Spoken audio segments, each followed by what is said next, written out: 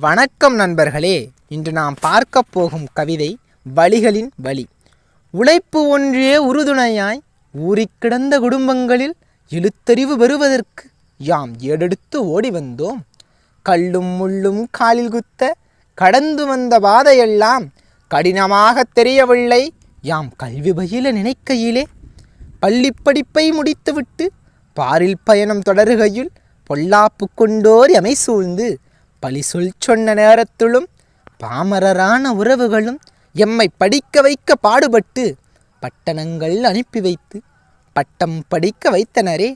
வழிகாட்ட யாருமின்றி வருந்தி நின்ற எமக்கெல்லாம் வரமாய் கிடைத்த வரைபடங்கள் எம்மை வளர்த்துவிட்ட ஆசிரியர்கள் அங்கும் இங்கும் அடிபட்டு அதிகாரத்தால் பிடிபட்டு அனுபவித்த வழிகளை தான் வரிகளில் கூற ஏம்பிடுமோ? நன்றி, வணக்கம்.